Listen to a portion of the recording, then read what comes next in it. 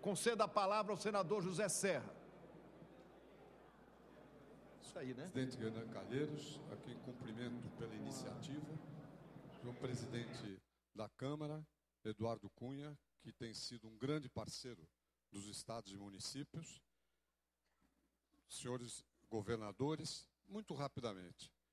O governador Pedro Taques falou que não era mais uma questão, agora, se enumerar alguns pontos. Eu vou me permitir transgredir a essa sugestão do meu amigo Pedro Taques e realmente mencionar muito brevemente pontos, presidente, que eu creio que a gente pode fazer avançar muito rapidamente. Primeiro, no caso dos depósitos judiciais, o reparo que o governador Hollenberg fez está correto. Nós temos que aprumar a redação. É simplesmente uma correção de redação e eu acredito que a Câmara vai andar muito depressa nisso, inclusive pela ênfase que o presidente Eduardo Cunha deu. Segundo aspecto, segunda ideia, a questão do PASEP. O PASEP foi criado nos anos 70, se eu não me engano, no governo Médici, e envolvia uma contribuição de todos os servidores. E teria um retorno disso. Isso acabou. O PASEP perdeu a sua função, mas continuou tributando os estados e municípios. Há um projeto de lei do Aloysio Nunes, que inclusive foi relatado pelo Cássio Cunha Lima na CCJ, isso no passado, mas ficou pendente na Comissão de Assuntos Econômicos. Nós precisaríamos, presidente, desenterrar isso. O PASEP suporia, não é extinguir, porque isso teria que mexer na Constituição, é reduzir a alíquota para zero. Isso significaria 4 bilhões de reais a mais por ano para estados e municípios de todo o Brasil. Eu creio que isso podemos fazer com muita rapidez. O projeto já tramitou em parte aqui no Senado. Tenho certeza que assim será na Câmara. Então essa é uma segunda questão, presidente, fundamental. Uma terceira, a respeito do saneamento. Creio que já foi mencionado, mas vale a pena retomar, é que há um projeto de lei, no caso de minha autoria, que obriga a que a receita do PIS e do COFINS gerada no setor de saneamento seja rigorosamente reinvestida no saneamento. Isso já foi aprovado na Comissão de Assuntos Sociais do Senado, deve ser aprovado na CAE e logo irá para a Câmara, onde há iniciativas que eu mesmo incentivei de alguns deputados para trabalhar na mesma direção. Isso significará, por ano de investimentos a mais em saneamento, algo da ordem de 12 bilhões de reais. É realmente significativo, porque isso corresponde, no total, a elevar em 30% os investimentos em saneamentos no Brasil, por parte de estados e municípios que têm suas empresas. Uma outra questão é a questão do SUS. Falou-se muito aqui, essa é a área mais crítica do Brasil hoje em dia, é a área da saúde. O governo federal tem de pagamentos atrasados, isso é uma estimativa, 7 bilhões de reais de repasses regulares do SUS, Fernando Coelho. 7 bilhões de reais.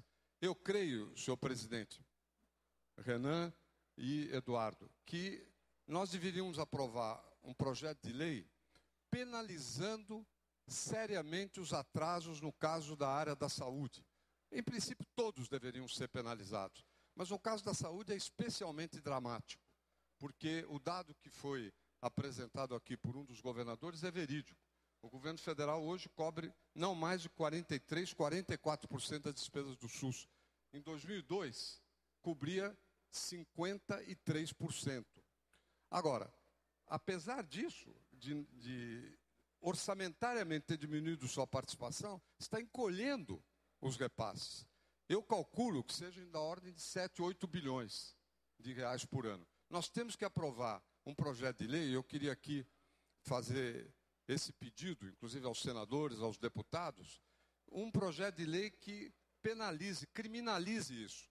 Se atrasar, se obtiver financiamento das instituições estatais sem respaldo legal, como é o caso famoso dessas pedaladas, é crime? Por que atrasar repasse da saúde não é?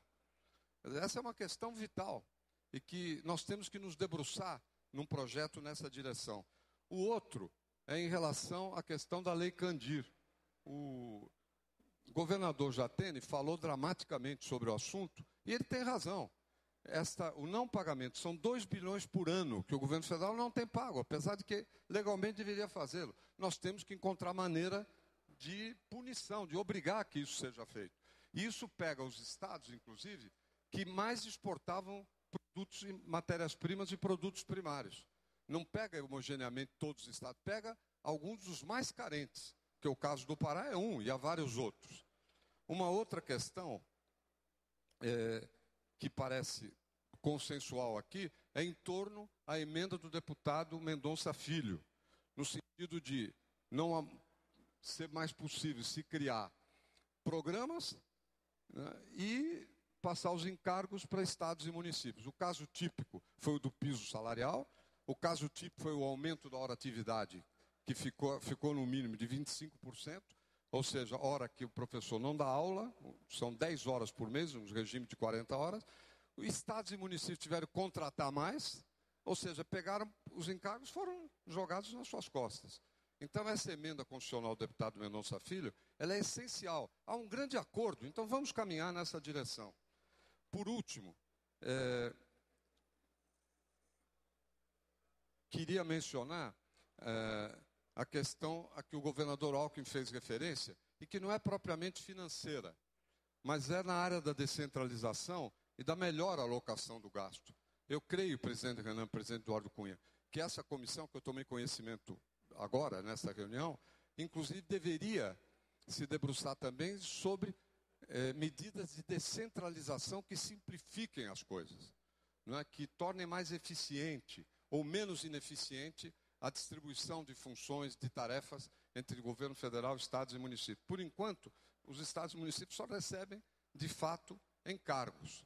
Claro que o cobertor é curto, nós estamos numa situação que falta dinheiro para todo mundo, mas eu não posso deixar de mencionar, governador Viana, que de aumento de juros de dezembro para cá, o custo desse aumento é da ordem de 35 bilhões de reais. Esse aumento de juros, sem nenhum sentido, feito há 2 semanas, meio ponto, custa 7,5 bilhões de reais.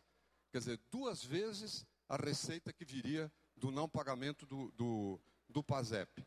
Ou seja, o cobertor tem que ser curto para todo mundo. Não pode ser só para estados, municípios, a própria União, e não ser para o sistema financeiro. Está levando, inclusive, o déficit agregado do país a crescer. Esse ano nós vamos caminhar para 8% do PIB. Ou seja, uma estratégia de autoderrota dentro desse processo. E eu creio que os governadores devem estar atentos para esse tipo de questão, da mesma maneira que a direção do Senado e da Câmara. Só para concluir o seguinte, nós temos oportunidades para muita mudança legislativa boa. Desde que eu acompanho a vida do Congresso, de quando fui deputado desde a Constituinte, até hoje, o Congresso Nacional, presidente Renan, presidente Eduardo Cunha, nunca foi tão forte quanto agora. Nunca teve a capacidade que tem agora de criar situações, de tocar adiante medidas importantes. Vamos ter consciência disso e vamos trabalhar nessa direção. A crise traz muitos prejuízos, mas, paradoxalmente, fortaleceu o Congresso Nacional. Então, vamos usar esse fortalecimento em benefício do nosso país, do nosso desenvolvimento. Muito obrigado.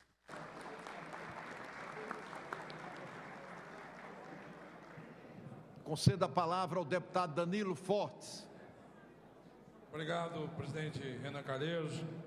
Eu acho que, como último orador, não vou aqui mais realçar os temas já tratados, mas em cima da linha do que nos antecedeu o senador Serra, colocar politicamente esse momento.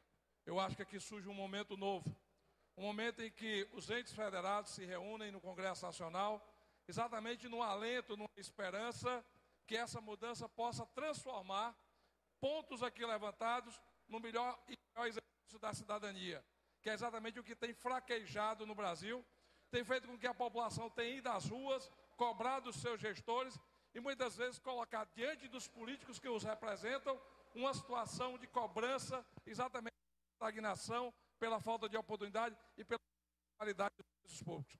Quero aqui parabenizar o senador Renan Calheiros, quero parabenizar o nosso presidente, deputado Eduardo Cunha, que têm sensibilidade para isso, que estão aproximando o Congresso Nacional da pauta da rua, da pauta do sentimento da população, trazendo para cá debates que muitas vezes se acovardavam os políticos de não tratá-los, porque criava exatamente diante de si uma competição, uma disputa entre poderes, e o poder legislativo sempre mais fraquejado nessa relação, não tinha a autonomia necessária para fazer esse enfrentamento. Esse é um novo momento. É um novo momento que nós temos a oportunidade de cima da pauta aqui traçada, aqui louvo, uma iniciativa simples, levantada pelo governador Geraldo Alckmin de São Paulo, com relação à cobrança da prestação da saúde nos sistemas de saúde públicos, sejam municipais, sejam estaduais, quando as seguradoras, as operadoras de saúde, se muitas vezes têm um lucro aviltado, um lucro superior em função disso. No ano de 2010, nós fizemos um levantamento, eu era do Comitê Gestor do Ministério da Saúde, junto com o ministro José Temporão. Naquela época, já eram mais de 2 bilhões de reais que os planos de saúde deixavam de pagar por serviços prestados pelo sistema público de saúde no país.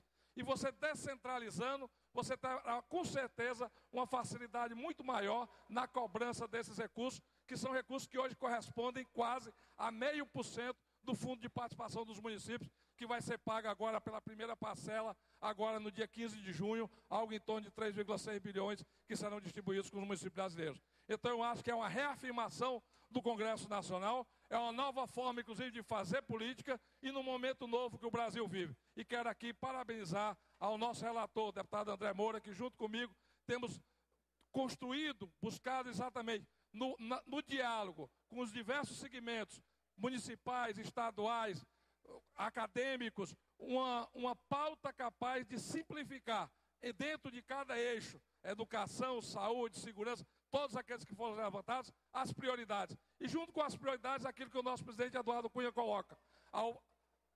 Nós temos as obrigações, e junto com as obrigações, a forma de financiá-la, de garantir financeiramente uma boa qualidade desse serviço, que é o que o povo brasileiro espera de nós. Parabéns, presidente Renan, parabéns, presidente Eduardo, pela construção de um novo pacto federativo e de um novo Brasil e de um Congresso afirmativo, como o povo brasileiro quer.